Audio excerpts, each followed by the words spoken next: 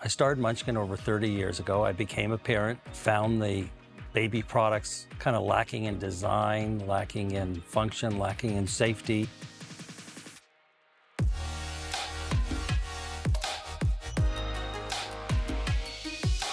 I was a venture capitalist at the time, and I kind of crossed over and decided to start my own company. We launched our first year, we did $15 million in sales, and 30 years later, we have 350 patents. We have 13 products in every household with a baby in the US, and we're a global baby lifestyle brand. As birth rates started to decline, we decided we really wanted to look at trying to get into homes across the country, not just a small subset. So we launched a line called Curio, and DB came up with the idea of creating a parent company called Y as a platform for a brand, for multiple brands of companies. Now, DB, can you speak to Y Brand's moonshot culture and how that's contributed to Munchkin's and now Y's success?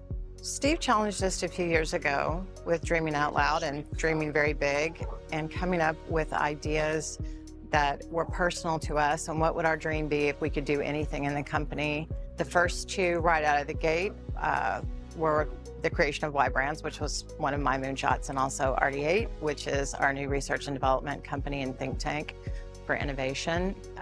It's just baked into our DNA now. Every employee in the company is tasked with coming up with ideas, whether they're in accounting or brand design. Our head of maintenance just came up with our latest product idea, and it's already released. Wow, okay. So now, Steve, taking a step back, what are your thoughts on the current state of the baby lifestyle space, and how are you approaching today's customer? I think the companies that are going to grow are ones that are going to enter new categories, make acquisitions, and in our case, we're launching a new category that we're creating.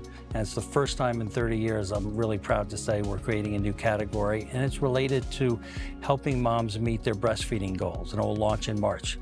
Okay, and DB, from a CSR standpoint, Munchkin has a lot of partnerships that are geared toward leaving a positive impact on the world. So tell me, why is that so important to this company?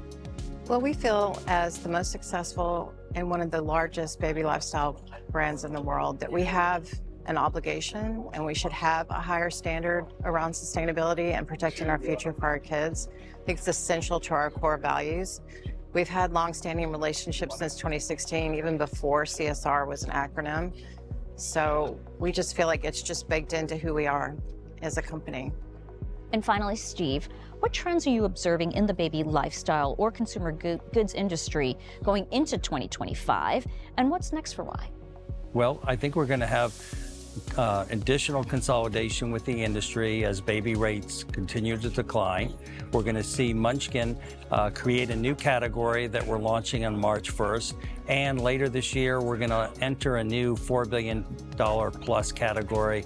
And we're really excited that it's going to drive more than double revenues and increase our EBITDA by as much as 4 times over the next 4 years. Steve, DB, thank you so much for joining me here on Floor Talk today. It's been wonderful to talk with you both. Judy, thanks for having us. Thank you, Judy.